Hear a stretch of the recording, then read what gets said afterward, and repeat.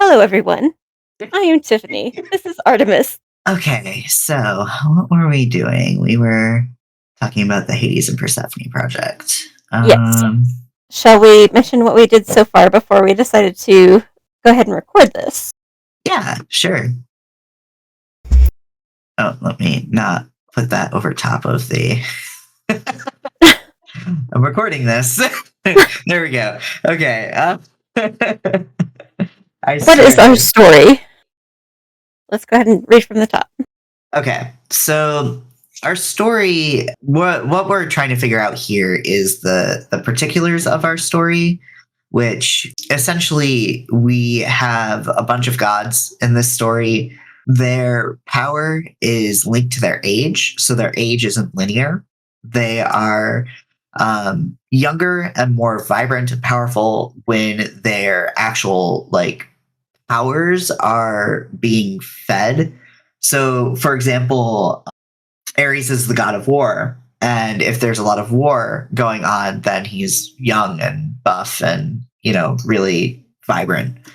But with the death gods like Hades and Persephone, they'll always have some level of vibrancy to them because death is always going to be a construct. But Persephone is also the goddess of spring and fertility. And if fertility is not kind of honored or given thought or worshipped or something like that, then she starts to lose power in that venue, and that causes her to age. If somebody has the complete death of their power, let's say Demeter, there's massive famines and people don't care about growing food and stuff like that anymore, then Demeter would theoretically die. Stuff like that. So, yeah. You want to add anything to that? I think you basically covered it. Okay.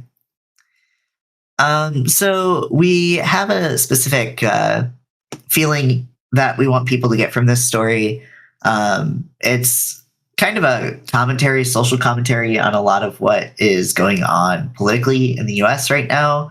In the world. In the world at large, yeah. So we've got we want people to care about other people. We want empathy to be at the forefront of this story. And hope. And hope, yes. And there is a sadness that those things are kind of lacking right now. We want people to understand where people from differing views are coming from. Say it's okay if you don't agree on certain things. Obviously that's not to say oh, it's fine if we have different opinions on civil rights, but it's okay if you like peanut butter and I like jelly or something like that. Yeah. Opinions are not something that are family ruining or something like that. So reconciliation is also at the core of this.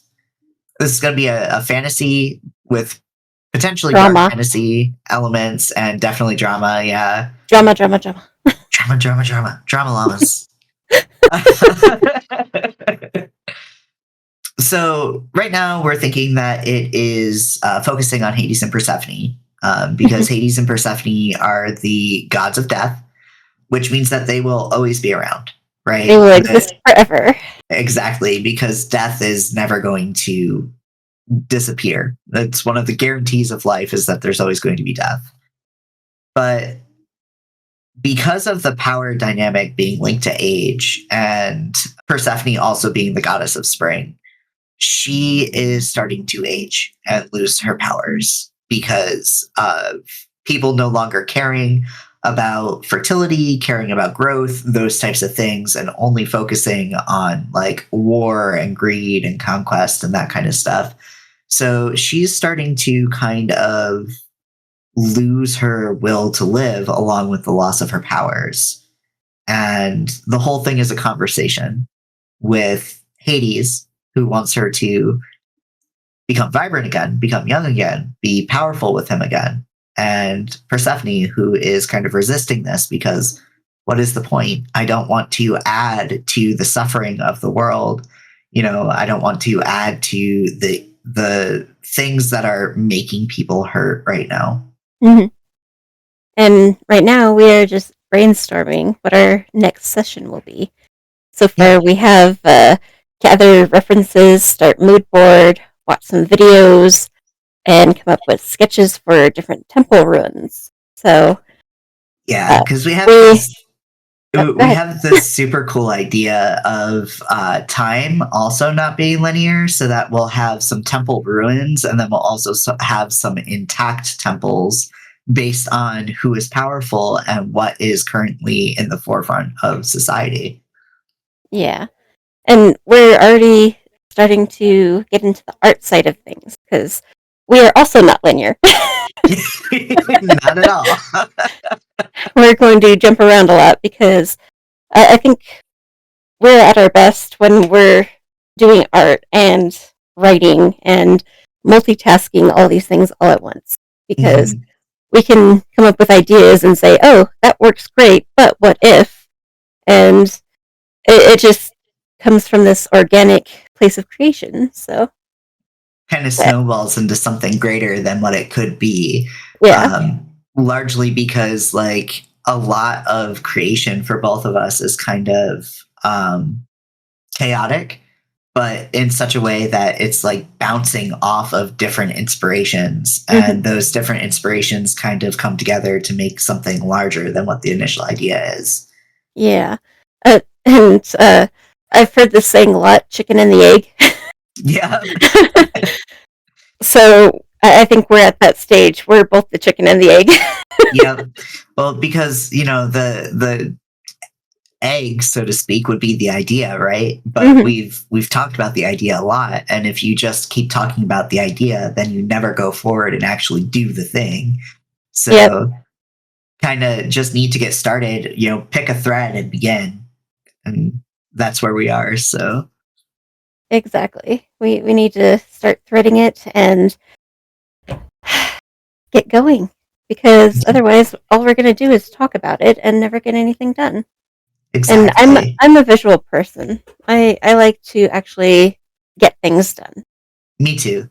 because if And I don't, it's just going to sit in my brain and I'll think about it and never actually do it. So exactly. This is why most of my art portfolio right now is characters from my novel series, because I need to visualize these people in order to write them. And I also do the that fact that too. I'm writing them, right? Like the fact that I'm writing them gives me more ideas of their personality and what they would do in a situation. So then I want to draw it. So, Yeah, I got more done with my book once I had profile pictures of them. yep, because you can actually picture them in the back of your mind while you're writing the scene. It's like, okay, Exactly. Like, I didn't know he had a dimple until I drew his picture and I was like, oh, he has a dimple. right? It's like, oh, that makes sense actually. Like, Mm-hmm. The things yeah, we do. right. It's funny because like um I came across a picture just scrolling on Bluesky the other day, and I just kind of stopped and like, that meme of Leonardo DiCaprio with a beer in his hand, just kind of pointing at a screen. Like I was like, No, but that's let's tell that me about it. character.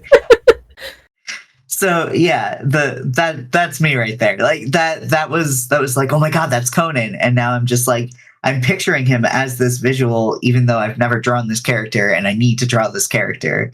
Mm-hmm. But that's a complete tangent. That's nothing about Wax and Wings. But I think we have a solid idea in mind. We were just talking about how we want pomegranates to be involved with this story and how Hades is going to be in a conversation with the fates in the end. And do you want to tell them about that? So there's basically very few things that are guaranteed when it comes to life, and one of those things is death. So the idea of Hades and Persephone being the last gods standing, and the sisters of fate being surrounded by them, that's something that's kind of a metaphor, right? Because like we're all destined to end in the same place. We're all destined to eventually die. You know, it might be 3 days from now, it might be 50 years from now, but we're all destined to kind of end up at that spot.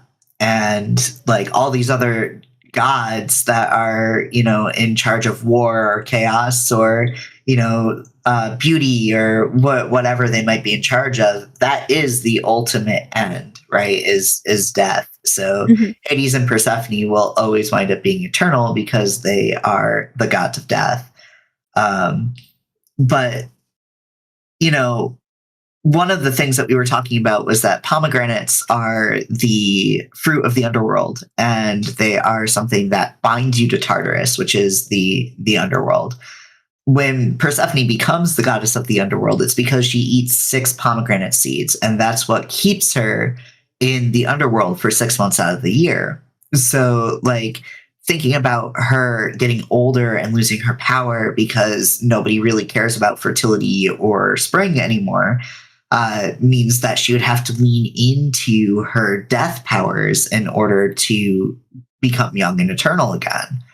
And there's kind of a conflict within in her that like she doesn't want What to? to and wants to kind of fade away and just let her tiredness take over.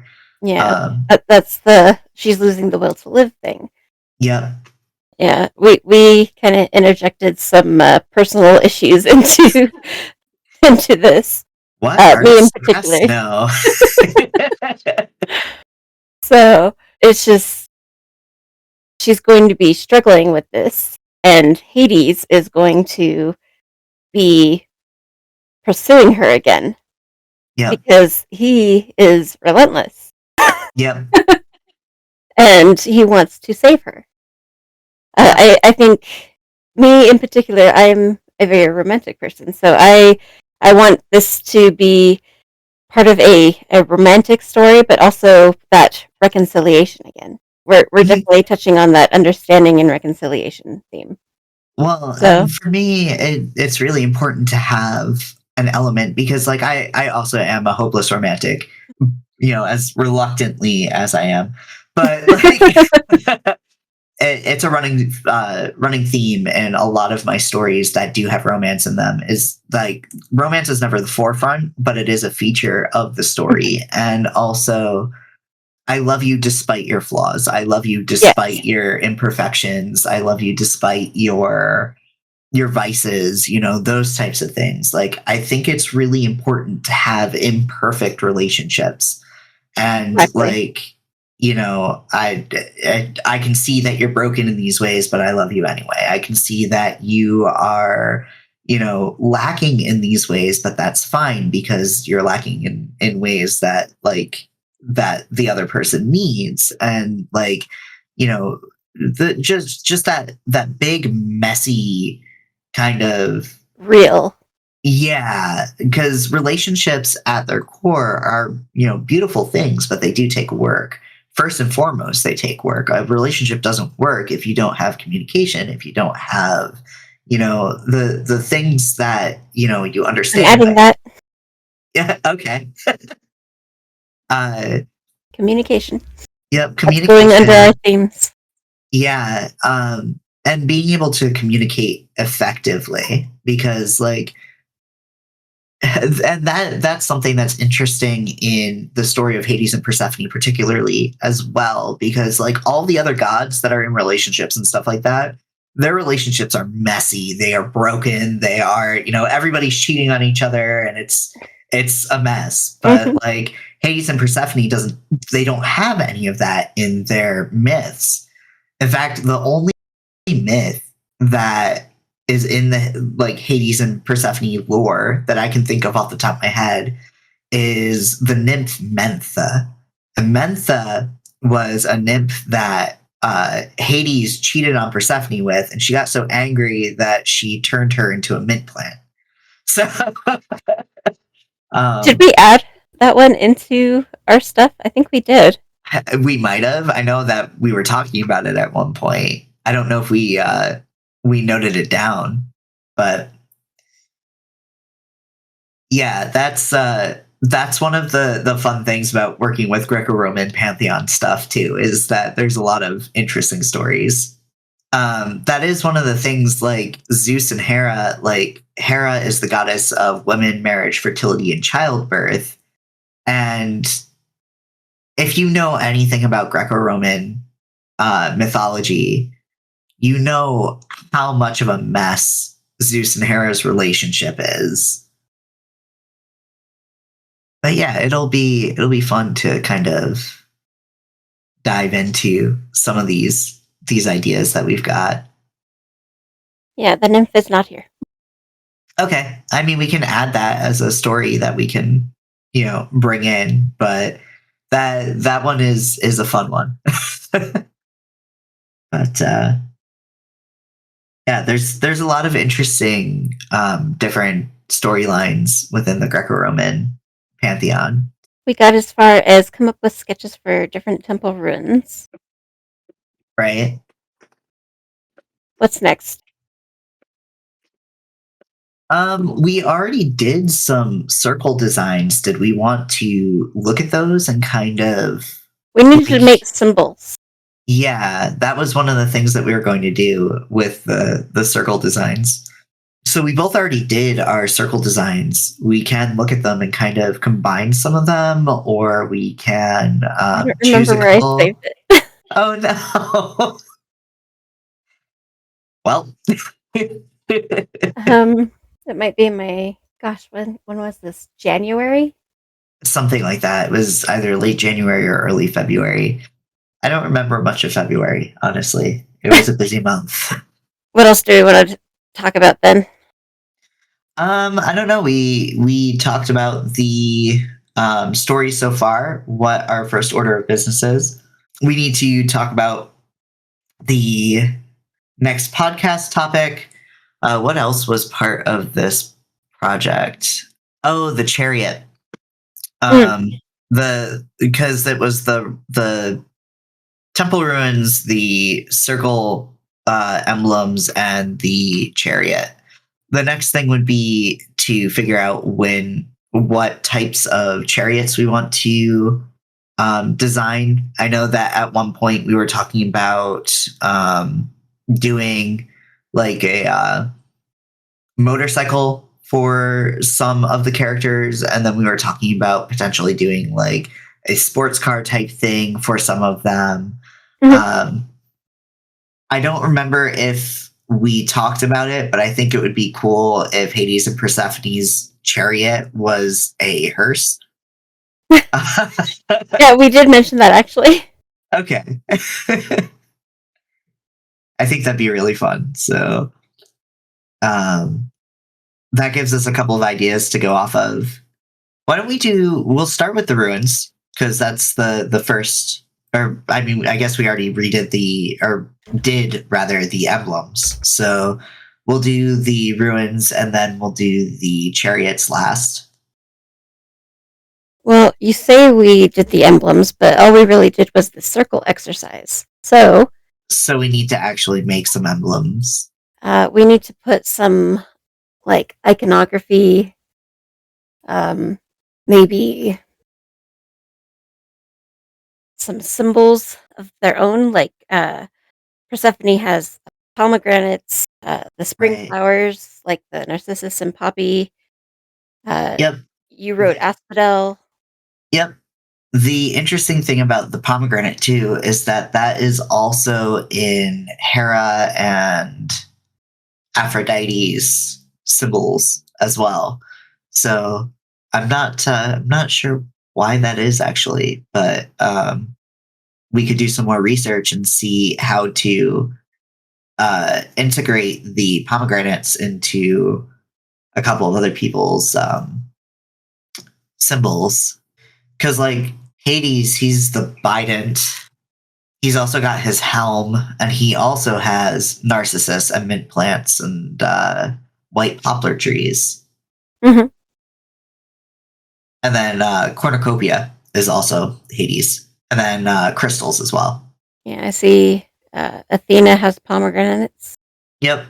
We already did a little bit of research, it looks like. Ares Deer and helmet.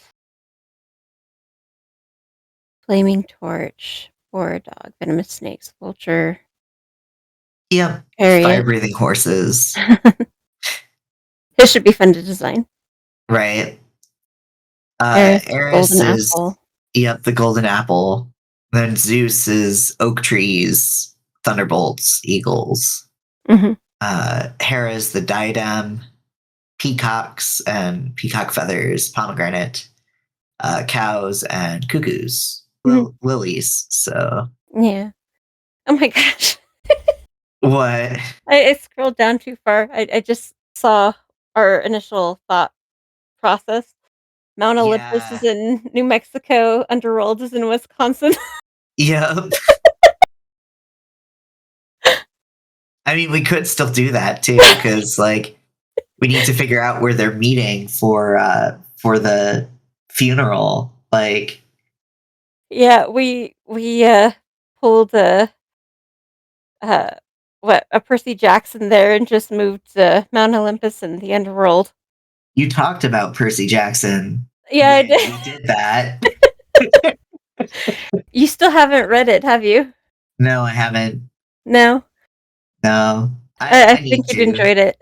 I Oh, I think you'd enjoy it. absolutely would. I love Greco-Roman mythology. I like things that kind of play on gods and stuff. Anyway, so Yeah. Written for children, or as much as it could possibly be written for children, you know? right, yeah, because it's like a middle school age book, right? Like the Percy Jackson series. Um, I don't actually know what the age range is, but it's literally all of these children are related because the gods can't keep their Yeah, shit together. the gods are not good at keeping their hands off. Yeah, they're very prolific. Yep. Oh my gosh.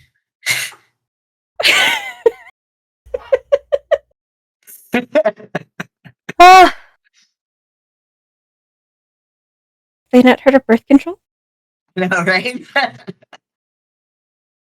So some of the gods that we haven't listed in our research yet that we have listed just as part of the Greco-Roman pantheon Mhm. are Poseidon, Mm. Hestia, Artemis, Apollo, Leto, Aphrodite, Hephaestus, Hermes, Dionysus, Morpheus, Nemesis, and Hecate. You just won't whine. Admit it. No, I like Poseidon. I'll admit it, and that has nothing to do with him being Percy's dad. Nothing at all. No. Yeah, we can definitely add some more. I think we only stopped where we did because we had put so much research into the ones that we picked that Yeah. we got burnt out at the time. I think so. I mean, that's fine. Like, some of these people might not show up until later. A lot of what's going on with this story too is that we're trying to kind of limit ourselves to the initial story as a pilot, so that like we can actually have time to animate it, work on like developing more of the story as it goes, and like potentially kickstart this as an actual like studio adventure type thing. Like, Well, yeah, and we wrote for the short story part, 15,000 word limit yep. or 1,500. I'm sorry. Well, that's for the script. So Yeah. like you can fit roughly 300 words to a page, and script is about a minute. Like a page of script is about a minute's worth of airtime usually. So 1,500 words would be roughly five pages of script. No, Yeah. yeah. So Hang on one second. yep, Yeah, I think we need to pick a day and just kind of go through them and figure out which ones we want to keep and which ones we want to nix right. or which ones we want to potentially kill off. Right? I mean, that's the big one, is figuring out who's already dead, who has not died yet, but is like dealing with issues. Which Like ones are that. dying? Yes, Which which ones ones are are dying? aging? Yep. Zeus. Well, we said that Zeus is Mhm. already dead, so Well, yeah, he's going to be the big player. Beginning of the story, first page, basically. yeah, basically. We're giving so many different spoilers to people who might listen to this too. Yeah, well, if this was a trailer, Zeus is dead. Yeah, right. Yeah, that's the first thing in the trailer. You're very valid in that. And the gods must gather. Okay, so it's not like it's that big of a spoiler. Yeah, exactly. Okay, I think that can kind of wait for now, because we've got an idea now of what we need to do. We've got gathering references, starting a mood board, watch some videos, take what we learned from the circle exercises that we were doing and make some emblems, use research to integrate it with the symbols of each god, and then come up with sketches for the different temple ruins. Hmm. And Do we then, want to do different iterations? yeah, because if we want to do both ruins and like intact temples, um, we should probably do the different iterations of them. We should Yeah. also add to this list the chariots, Mm. because that was the third thing that we wanted to get done with this set of art. Make chariots. And I spelled chariots wrong, so it autocorrected. Right? I blame the glove, not It's my okay. inaptitude at spelling chariots. Next would be to figure out when to start doing this. I mean, we can gather references at any time. We could probably start doing that just throughout the course of the day. Okay. Like, is this all the stuff that we've recorded? Is this just for the next podcast? Is that what we're doing? Why not? Okay, it's a little chaotic, but maybe Just we should add like because brainstorm chaos. well, it is what is step one. Like that's the topic of the next podcast. So Oh, like yeah, we never actually. What was step one? Shit. yeah, because like you were just like, we should be recording this. I was like, okay. So then I started recording. Like, what are we This, using this for? okay. Hello, everyone. I am Tiffany. This is Artemis. This is how our sessions usually go. We're very chaotic. This is more of us than what the previous one was. So, so you remember how in the earlier in the episode we said that we don't do things linearly? No, not at all. That's okay. We can edit things to put them before or after or whatever. So I wouldn't bother. Just edit out the ums and ohs and right. maybe not even do that. Just let people hear how we talk. I don't know. Well, Less work for you.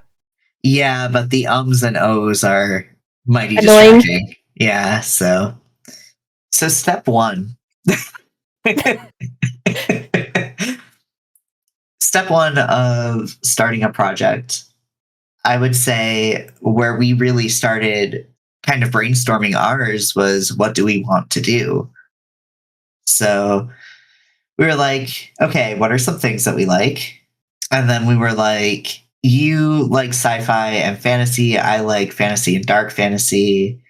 Um, we talked a little bit about where the genres intersect, what we Mhm. could do to kind of have elements of both of us that would shine through something like that, while at the same time kind of being able to meld well.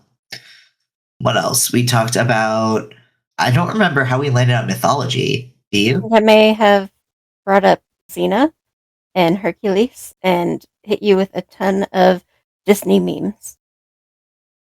I think you're right. Because then we started talking about the muses, and then we talked about Hades and how sassy he is in the Disney version, and how the actual myth of Hercules is nothing like the Disney stuff. No, it's nothing like it. And then Not at we're all. like, why don't we do something mythology oriented? And then it's like, but I don't want to do something ancient because that's been done to death. So what do we want to do? And then we started talking about like the concepts that would go with mythology, and then kind of ran with that. And then we did the research. And I think that's how we got to today is like, all right, we have an idea.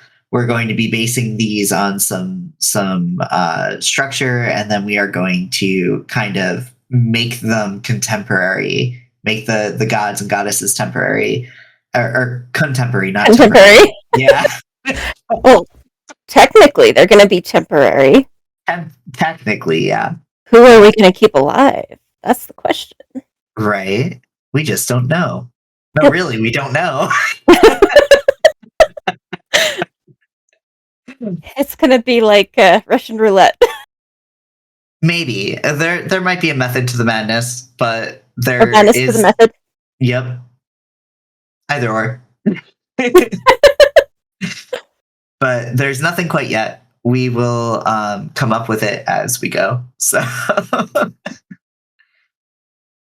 Yep. But yeah, that gives us a lot of rambling about our step one, essentially. Yeah. And it's not just art, because the art is intimidating. We're artists, but where do you start? And the thing about art being intimidating is that, like, any project this big is intimidating, right? Like, you know that this is going to wind up taking several months, if not years, to put together. And that is a big project. Yeah, it's a big project, a big commitment. There's a lot that goes into making it consistent, especially as things change over time.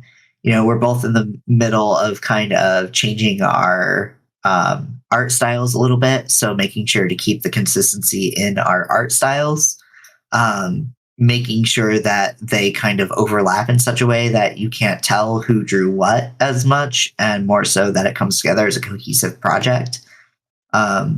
You know, stuff like that. There's a lot that goes into a long-term project that people really don't kind of take into account much.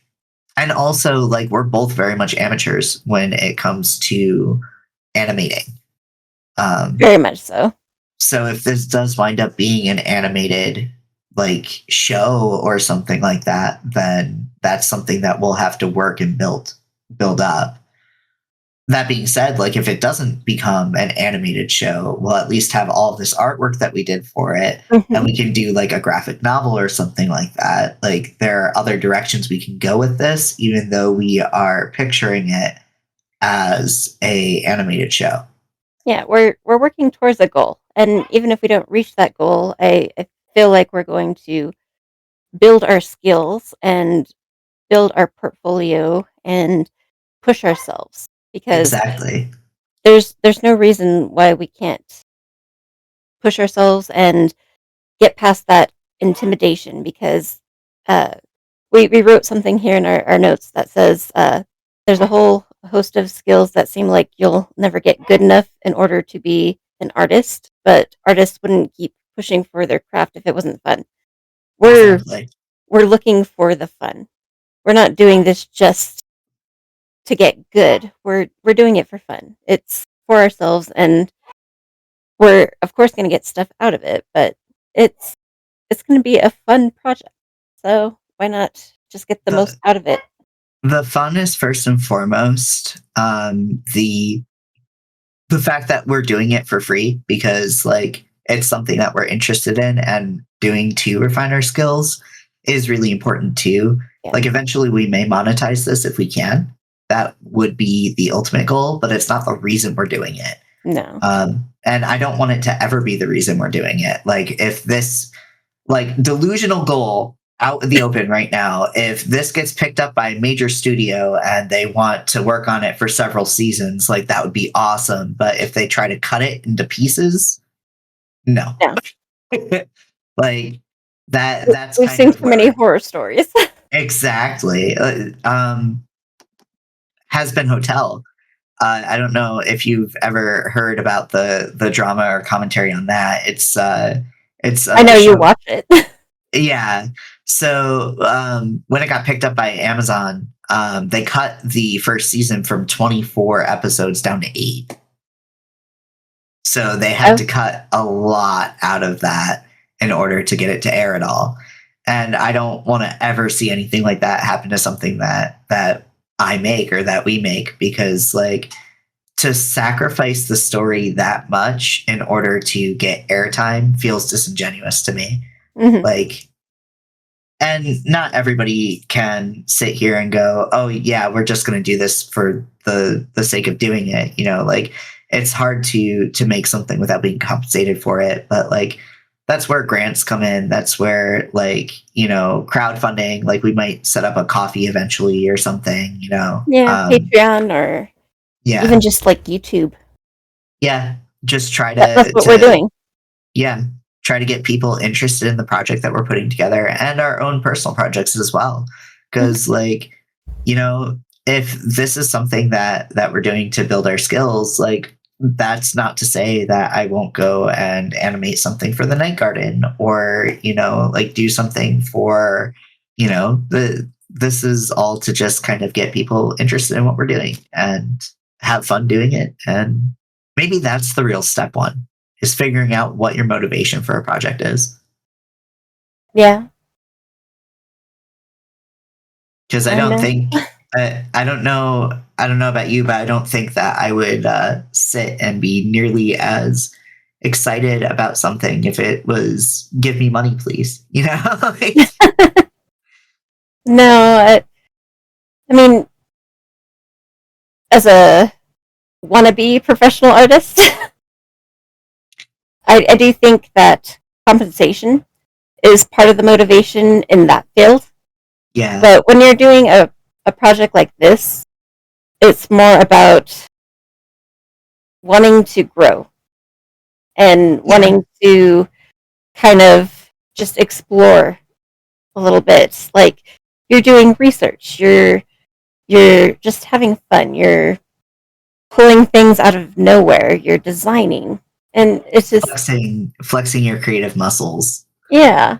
You're watching Xena and Hercules and singing along with the muses. It's Yeah, just an experience. So why does it have to be about money, you know? And you're just e- having fun with a friend. exactly, exactly. I will push back on you though. You say you're a wannabe professional artist. You literally freelance. So you are a professional artist. You're just not in the industry, and Okay. that's fine. But you are a professional artist. Okay. Okay. This is something that we'll probably touch on in the podcast at some point, is that a lot of artists do have imposter syndrome, something fierce. And like, that is something that I have worked very hard to get myself out of, because I still, like, I have a hard time putting myself out there enough to get new clients. Like I should be constantly saying, "Hey, I'm open for commissions. You know, these are my prices and stuff like that." But I haven't gotten a new client in a couple of months because I really don't push myself, and that's something that, with this project, with other projects that I'm involved in, and just with my presence in general, I try to push back against, because there are so many talented people out there, and there are so many people who just do not see what they're doing is worth something, or what they're doing is good enough to make money from. And like, I'm kind of here going like, my artwork's not perfect. You know, there are people who I'm close friends with at this point who are way better than me and can run circles around me creativity wise. And like, I'm still making money from my artwork. So if I can do it, then anybody else in that circle can do it. Anybody else can realistically make money from their artwork. Some people might need to work a little bit more on their skills, on their craft, and stuff like that, but you're never going to think that you are ready to be a professional, even when you are doing professional things. Like, you literally just said you want to be a professional artist when you are a professional. You, like, how long have you been working for the 3D place? 2 or 3 years. There you go. You've been a professional for 2 to 3 years.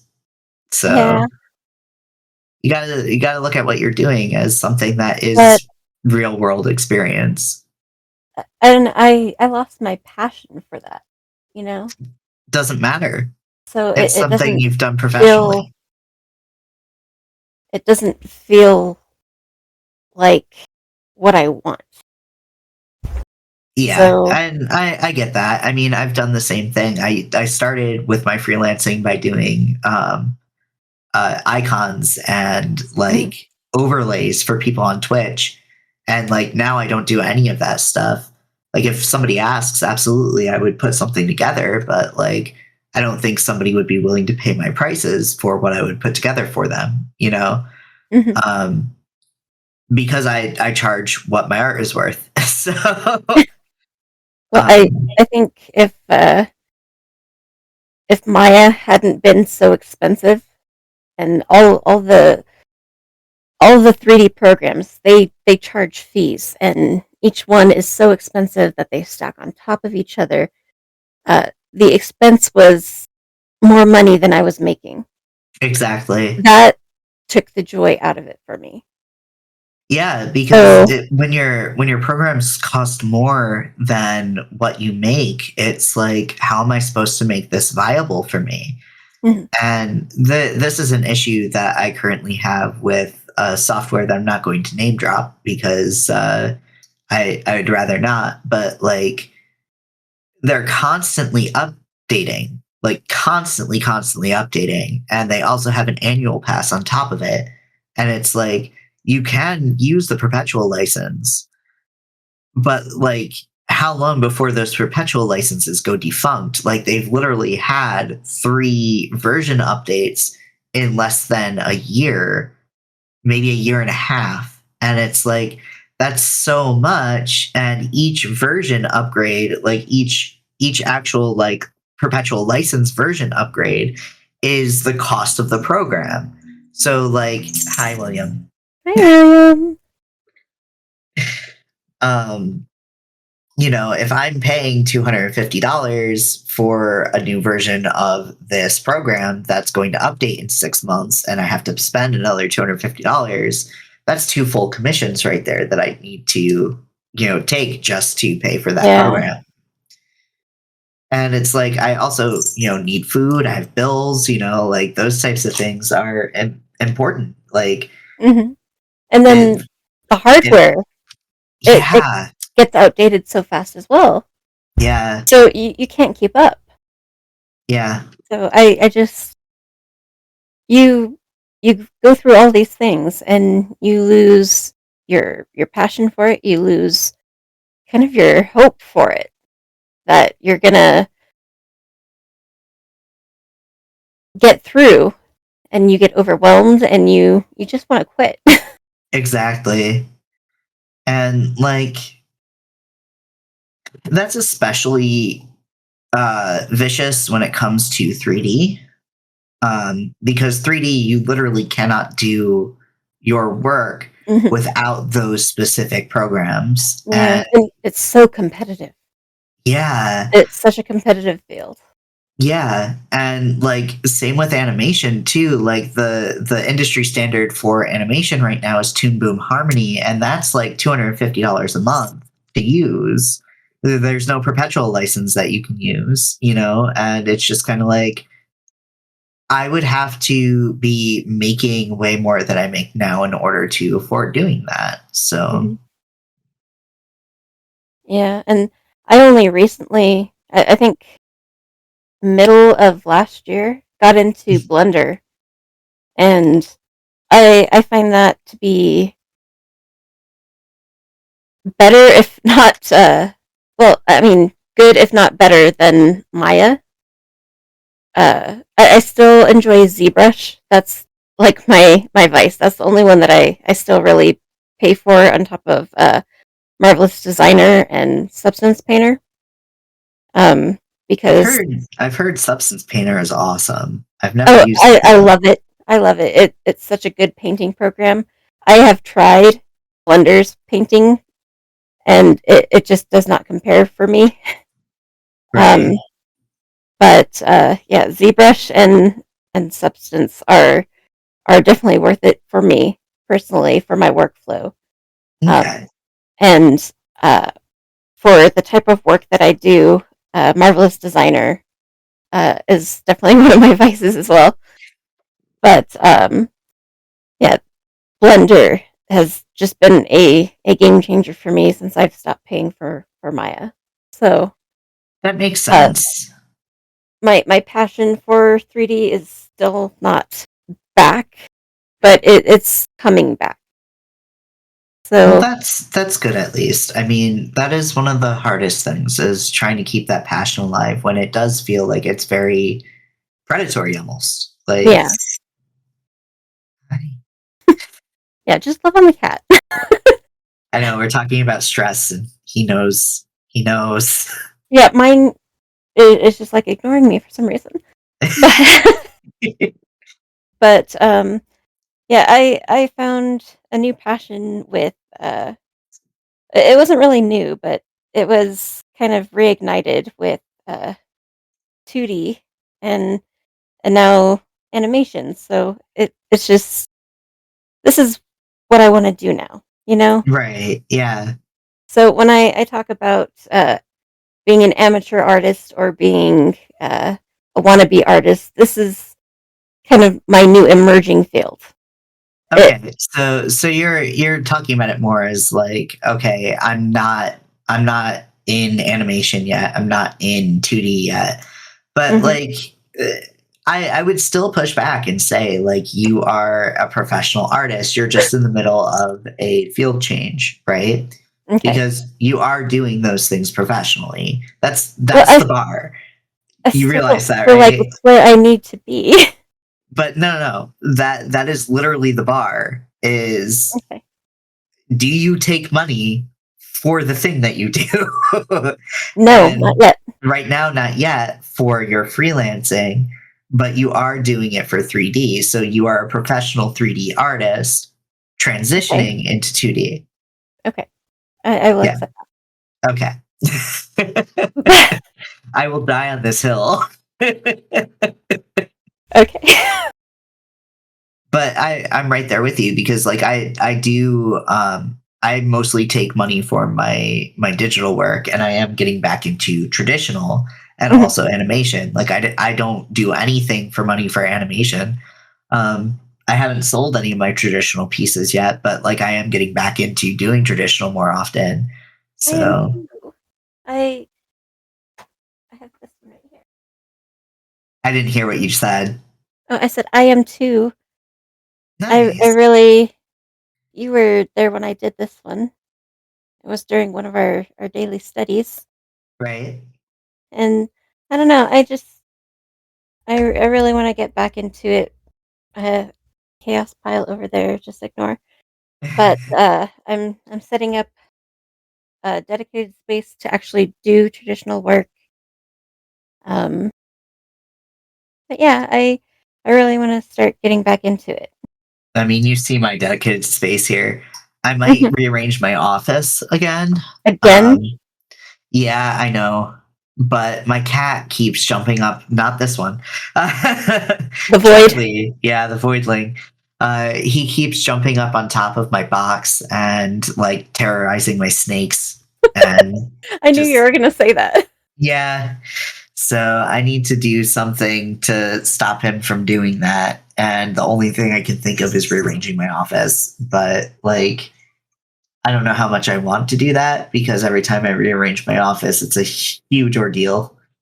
And I kind of like how my office is right now, even though it's a bit cluttered. But I'd like to, if I can figure out how to do it, I'd like to I have a craft cabinet that's what Charlie keeps jumping up on, that has a work table attached to it. I'd like to change it so that my desk is somehow near the work table so that I can use that work table for more space when I'm working traditionally.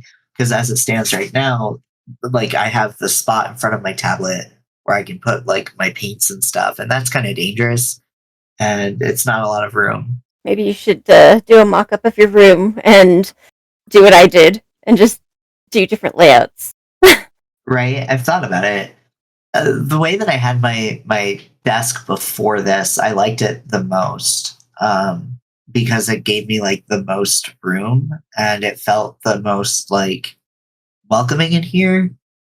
Um, but it won't fit that way with the snakes. So it is what it is. Yeah. You'll Just figure remember, something out. Use that design brain of yours. if I can get it to stop being a potato. Oh no, not a potato. Yep. So we talked about everything we wanted to talk about. But yes, I think we ran through all of our notes and talking points. Yeah. Thank you for listening. Join us next Yes. time. Next time we will be popping up, we'll be talking about the name of the Hades and Persephone project.